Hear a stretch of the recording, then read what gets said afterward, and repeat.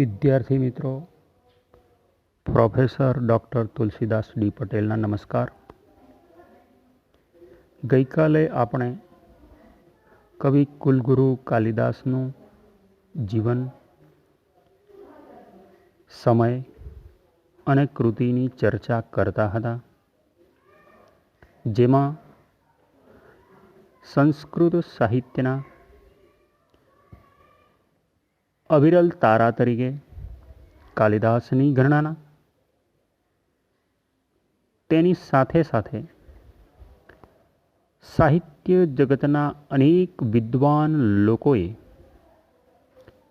મહાકવિ કાલિદાસના જે સ્તુતિઓ કરી છે, પ્રશંસાઓ કરી છે, તેની વાત કરવા માટે પ્રયત્ન કર્યો.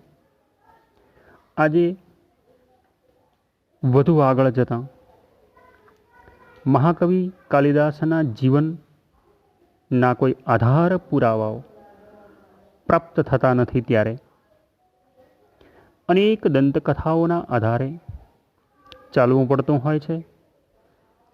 આવી કાલિદાસના જીવન વિશેની દંતકથાઓ પ્રચલિત છે, તેની વાત કરવા પ્રયત્ન કરીશું. બાળપણમાં માતા પિતાનું છત્ર ગુમાવી બેઠેલા કાલિદાસ જન્મે બ્રાહ્મણ પરિવારમાં હતા, છતાં તેમનો ઉછેર કોઈક વિચરતી જાતિ એવી ભરબાડોની વચ્ચે ઉછર્યા હતા. યુવાન વયે તે બહુ આકર્ષક અને પ્રભાવશાળી લાગતા હતા, છતાં સામાન્ય સમજણની બાબતમાં તદ્દન મૂર્ખ હતા. તેઓ જ્યાં રહેતા હતા તે પ્રદેશના રાજાની આજ્ઞાથી તેની રાજકુંવરી માટે મંત્રી યોગ્ય વરની શોધ કરતો હતો. મંત્રીને પોતાના પુત્ર માટે જ આ રાજકુંવરી જોઈતી હતી, પણ તેમાં તે સફળ થયો નહીં. તેથી તેઓ રોષે પણ ભરાયો અને એવામાં જ તેણે એક વૃક્ષ પર પોતે જેના પર બેઠો હતો તે જ ડાળીને કાપી રહેલો એક સુહામણો યુવાન નિહાળ્યો. વિદ્વતાના અભિમાનથી રાજકુંવરીને આ મૂર્ખ સાથે પરણાવી દેવાની ઈચ્છાથી તેણે એ યુવકને પોતાની સાથે લીધો. એ યુવાન તે જ કાલિદાસ. મંત્રીએ એક કપટપૂર્ણ શાસ્ત્રાર્થ યોજી કાલિદાસને તેણે પરમ વિદ્વાન સાબિત કર્યો. તેના રૂપ અને યૌવનથી પ્રભાવિત થયેલી રાજકુંવરીએ પણ તેનો સ્વીકાર કર્યો. પરંતુ પરણ્યા પછી ખબર પડી કે આ તો તદ્દન અબૂધ અને અભણ છે. તેથી રાજકુંવરીએ કાલિદાસનો તત્કાલ તિરસ્કાર કર્યો જ્યારે કોઈ જ હાથ પકડનાર ન હોય ત્યારે કોઈ પણ મનુષ્ય ઈશ્વરના આધારે જીવતો હોય છે, તેમ કાલિદાસે માં કાલીની ઉપાસના કરી, જેથી તેને જ્ઞાન અને કવિત્વ પ્રાપ્ત કર્યું. પછી એકવાર કાલિદાસ અને રાજકુંવરીનો ભેટો થયો. ત્યારે કુંવરીએ પ્રશ્ન કર્યો કે અસ્તિ કશ્ચિત વાગ વિશેષ, એટલે કે વાણીમાં કોઈ વિશેષતા મળી છે ખરી? તેના પ્રત્યુત્તર રૂપે કાલિદાસે અસ્તિ શબ્દ પરથી, કશ્ચિત શબ્દ પરથી અને વાગ શબ્દ પરથી, એટલે કે અસ્તિ શબ્દ પરથી અસ્તિ ઉત્તર દિશાયામ દેવાત્મા નગાધિરાજ નામધેયમ નામનું સંસ્કૃત સાહિત્યના 5 મહાકાવ્યો પૈકીનું કુમાર સંભવ મહાકાવ્યની રચના કરી. તે જ પ્રકારે કશ્ચિત શબ્દથી કશ્ચિત કાંતઃ વિરહના નામનું એક સંસ્કૃત સાહિત્યનું ઉત્કૃષ્ટ દૂતકાવ્ય એવા જડ અને ચેતન વચ્ચેનું અદ્વિતીય સંધાન કરીને મેઘદૂત નામના દૂત કાવ્યની રચના કરી. જ્યારે વાગ શબ્દથી સંસ્કૃત સાહિત્યનું શ્રેષ્ઠ મહાકાવ્ય યાને કે રઘુવંશ, જે 19 સર્ગમાં અનેક વંશજોની વાત મૂકવા પ્રયત્ન કર્યો, આ મહાકાવ્યની પ્રારંભ વાગર્થાવિવ સંપૃક્તે વાગર્થ પતિપત્તે જગત પિતરૌ વંદે પાર્વતી પરમેશ્વરૌ, એટલે કે આ 3 શબ્દો પરથી એક શ્રેષ્ઠ દૂતકાવ્ય અને 2 સંસ્કૃત સાહિત્યના 5 મહાકાવ્યો પૈકી 2 કૃતિઓની રચના કરેલી જોવા મળતી હોય છે. આમ મહાકવિ કાલિદાસે પોતાની વિદુષી પત્નીને અને જગતને પોતાના વાગ વિશેષની અદ્વિતીય ભેટ ધરી. પોતાની પત્ની એવી રાજકુમારીથી અપમાન પામી કાલીની ઉપાસના કરી વિદ્વાન બનેલા કાલિદાસને પછીથી જ્યારે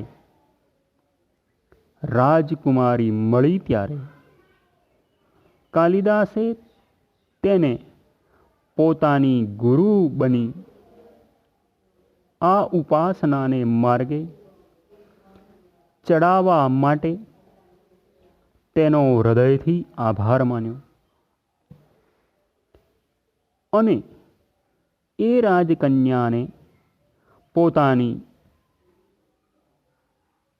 ગુરુ માની માન આપ્યું.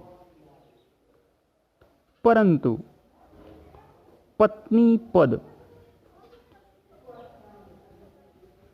પામવામાં કોડવાળી તે કુમારીએ તેથી ગુસ્સે થઈ કાલિદાસને શાપ આપ્યો કે તારું મૃત્યુ કોઈ સ્ત્રીના હાથે થશે. આના અનુસંધાનમાં અન્ય એક બીજી પણ દંતકથા પ્રાપ્ત થાય છે. કાલિદાસે કુમાર સંભવમાં દેવાધિદેવ મહાદેવ અને પત્ની પાર્વતીનો લગભગ અમર્યાદ કહી શકાય તેવો વિલાસ વર્ણવ્યો છે. તેથી નારાજ થઈ પાર્વતીએ કાલિદાસને શાપ આપ્યો કે તું વેશ્યાઓની વચ્ચે રહીશ. આમ ક્રમશઃ કાલિદાસ વેશ્યાગામી બન્યા એમ પણ કહેવામાં આવે છે. અન્ય ત્રીજી એક દંતકથા પણ પ્રાપ્ત થાય છે કે જૈન વિદ્વાન મેરુ તુંગાચાર્ય પ્રમાણે આ રાજકન્યા અવંતીના રાજા વિક્રમાદિત્યની પુત્રી હતી. તેનું નામ પ્રિયંગુ મંજરી હતું. તે પોતાના ગુરુ એવા વરરુચિ પાસે અભ્યાસ કરતી હતી. વિદ્વનતાના અને સૌંદર્યના અભિમાનમાં આવી તેણે ગુરુનું પણ અપમાન કર્યું. પરિણામે ગુરુએ કપટ કરી આ રાજકન્યાના લગ્ન મંત્રી સાથે રહી અભણ ભરવાડ યુવક કાલિદાસ સાથે કરાવી દીધા. આવી પણ એક દંતકથા પ્રાપ્ત થાય છે. વધુ એક દંતકથા જણાવતા રાજકન્યા અને કાલિદાસના મિલનનો એક દંતકથા પ્રાપ્ત આ પ્રમાણે થાય છે કે એકવાર પોતાની સહેખીઓ સાથે રાજકન્યા સરિતા તટે ફરવા નીકળી. ત્યાં પાણીમાં છોડ પર ઝૂલતું એક કમળ તેણે નિહાળ્યું. તે જોઈને તે બોલી ઉઠી કે અનિલસ્યા ગતો નાસ્તિ સટપદો નૈવ દ્રશ્યતે. જલમધ્યે શ્રિતમ પદ્મ કંપિતમ કેન હેતુના. અર્થાંત પવનનો સંચાર નથી અને સટપદો એટલે કે ભમરો પણ દેખાતો નથી. તો પછી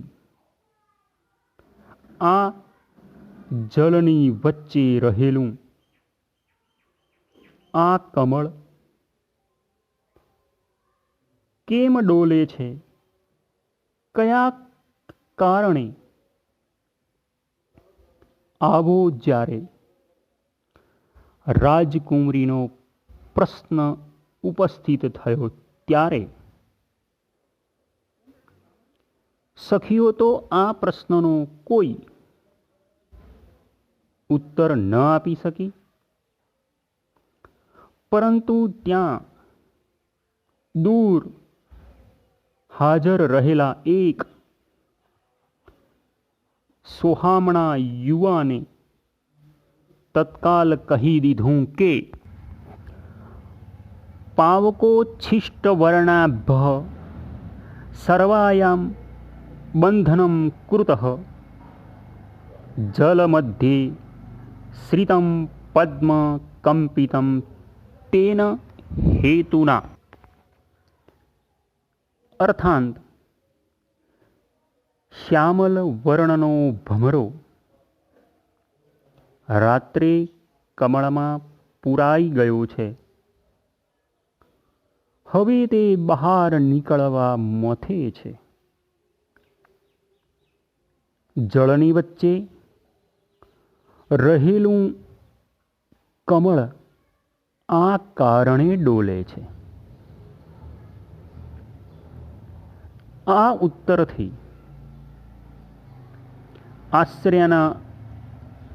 ઉત્તરથી આનંદાશ્ચર્ય પામેલી રાજકન્યાએ તે યુવક સામે જોયું। તેનું આશ્ચર્ય બમણું થયું, કારણ કે તે યુવક બીજો કોઈ નહીં પણ તેનાથી તિરસ્કૃત અબોધ માનીને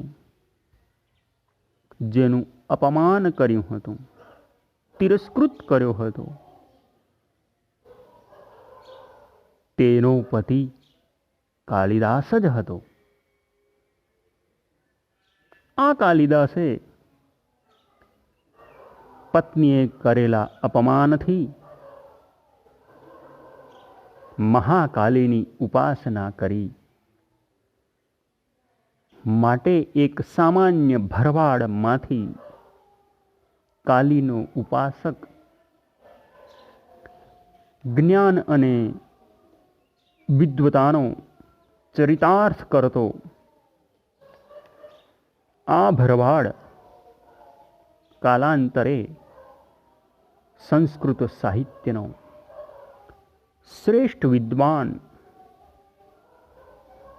એવા મહાકવિ કાલિદાસ બન્યા। વધુ એક આવી જ કાલિદાસની દંતકથા પ્રાપ્ત થાય છે। કલ્હણની રાજતરંગીણી અનુસાર રાજા વિક્રમાદિત્યના દરબારમાં માતૃગુપ્ત નામે એક સેવક હતો। તે કવિ પણ હતો। તેની કવિતાથી પ્રસન્ન થઈ રાજાએ તેને કવિન્દ્ર કહ્યો હતો અને કાશ્મીરનું રાજ્ય આપ્યું હતું। કેટલાક વિદ્વાનો આ અભિપ્રાય પ્રમાણે માતૃગુપ્ત એ જ કાલિદાસ છે એવું માનતા હોય છે। અગાઉની દંતકથામાં આપને મેં જણાવેલ કે રાજકુમારીના શાપ મળ્યો, તારું મૃત્યુ કોઈ સ્ત્રીના હાથે થશે। એવી જ રીતે કુમાર સંભવમાં પાર્વતીના વિલાસપૂર્ણ વર્ણનથી કાલિદાસને શાપ પ્રાપ્ત થયો કે તું વેશ્યાઓની વચ્ચે રહીશ। આના આધારે પણ અન્ય એક દંતકથા આપણને પ્રાપ્ત થાય છે। પુરાતન પ્રબંધ સંગ્રહ અનુસાર આ ઘટના જુદી રીતે બની હતી। કાલિદાસ એક વારાંગનાના નિવાસ સ્થાને રહેતા હતા। એકવાર રાજાએ રાજવાટિકામાં કંપતા કમળને જોઈ અનિલસ્યા ગમો નાસ્તિ એવું એક પદ સમસ્યા રૂપે મૂકી તેની પૂર્તિ કરનાર માટે સુવર્ણ મુદ્રાઓનું પારિતોષિક જાહેર કર્યું. વરાંગનાના ખાતર કાલિદાસે એ સમસ્યા પૂર્તિ કરી,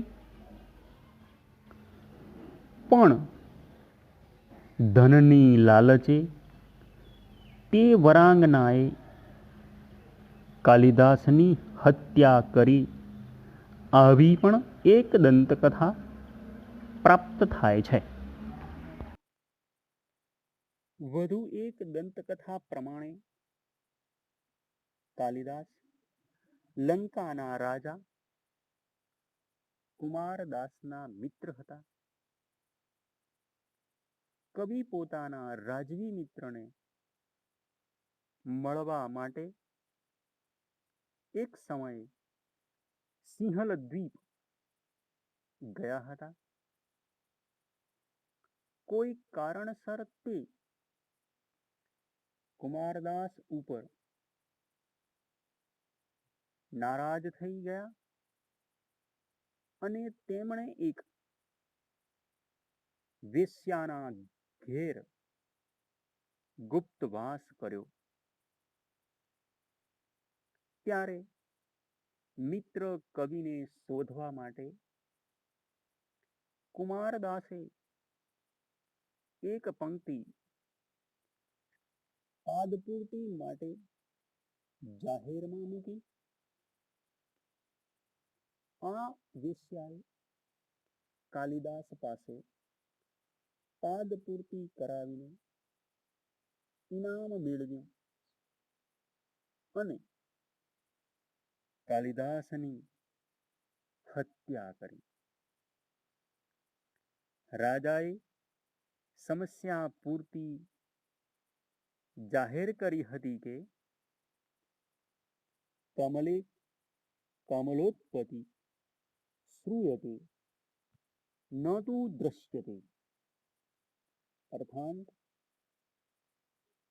કમળમાંથી કમળ ઉત્પન્ન થાય છે એમ સંભળાય છે, પણ દેખાતું નથી. વેશ્યાએ જ્યારે આ પંક્તિ કાલિદાસને સંભળાવી ત્યારે કાલિદાસે તુરત જ સંભળાવ્યું કે બાલે તવ મુખાંભોજે કથમિદ વરદ્વયમ, અર્થાત હે બાલા, તારા મુખ કમળ પર આ બે નેત્ર રૂપી નીલ કમળ ક્યાંથી આવ્યા? આ સમસ્યા પૂર્તિ થયા પછી ઇનામની લાલચે તે વેશ્યાએ કાલિદાસની હત્યા કરી. પરંતુ એ ભેદ પકડાઈ ગયો અને પોતાના મિત્ર કાલિદાસની ચિંતા પર ચડી જઈ કુમારદાસે પણ પોતાના પ્રાણ ત્યજ્યા. આજે પણ સિલોનના કિરિંદા નદીના કિનારે કાલિદાસની સમાધિ બનાવવામાં આવી છે. આવું પણ વિદ્વાનો માને છે. ભોજ પ્રબંધમાં ભોજ અને કાલિદાસ વિશે અનેક કથાઓ આપવામાં આવી છે. આ અને આવી દંતકથાઓનો સાર એ કે પોતાની પ્રતિભાથી કાલિદાસ લોકમાનસમાં એવા તો આરૂઢ થઈ ગયા હતા કે સહુએ એમને પોતાના માની એમના વિશે જાત જાતની કથાઓ રચી નાખી. કાલિદાસ એ રીતે ભારતીય પ્રજાનો સર્વભોગ્ય વારસો બની રહ્યા છે. વધુ એક દંતકથા પ્રમાણે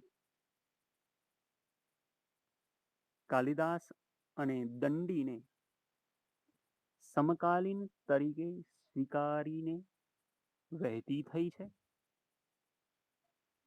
એક વખત બંને કવિઓ વચ્ચે શ્રેષ્ઠતા અંગે સ્પર્ધા થઈ. બંને કવિઓ આના નિર્ણય માટે સરસ્વતી પાસે ગયા. સરસ્વતીએ કહ્યું કે કબીર દંડી કબીર દંડી કબીર દંડી નો સંશય. સરસ્વતીએ દંડી પાસે બતાવેલા પક્ષપાતથી આક્રોશમાં આવી કાલિદાસે કહ્યું, કો અહમ બ્રૂહી તદા મૂઢે, હે મૂઢ, તો પછી હું કોણ છું? ત્યારે સ્વાભાવિક રીતે સરસ્વતીએ પ્રત્યુત્તર આપ્યો કે ત્વમેવાહમ ન સંશય, એટલે કે તું તો હું જ, એમાં કોઈ સંશય નથી. જો કે કાલિદાસ, ભવભૂતિ અને દંડી જુદા જુદા સમયે થઈ ગયા હોવાથી ઐતિહાસિક પુરાવાના અભાવે આ વિગતો કેવળ દંતકથાઓ જ છે એમ માનવું રહ્યું. છતાં ભારતીય સાહિત્ય અને સમાજમાં કવિવર કાલિદાસનું સ્થાન કેટલું મહાન અને આદરપૂર્ણ હતું તે આ દંતકથાઓ જરૂર દર્શાવે છે. આમ બ્રાહ્મણ પરિવારમાં જન્મ, વિદુષી પરિવારમાં પરણ્યા, મહાકાલીની ઉપાસનાથી કાલિદાસ નામ પ્રાપ્ત થયું, જ્ઞાન પ્રાપ્ત થયું, અદ્વિતીય સાહિત્ય કૃતિઓની રચના કરી.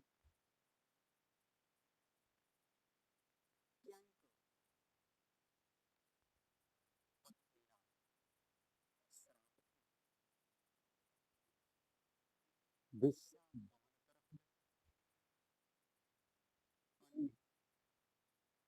સાહિત્ય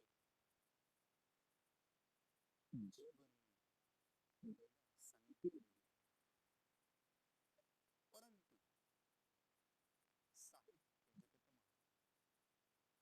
અદ્વિતીય સ્થાન છે.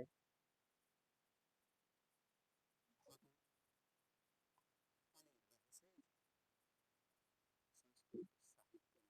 અદ્વિતીય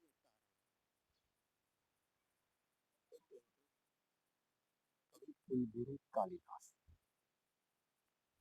અહીંયા આજનું કામ પૂર્ણ કરવા પ્રયત્ન કરીએ છીએ. આવતીકાલ વધુ તેમના સ્થળ પર આગળ ચાલવાનો પ્રયત્ન કરીશું. જય હિન્દ, જય ભારત.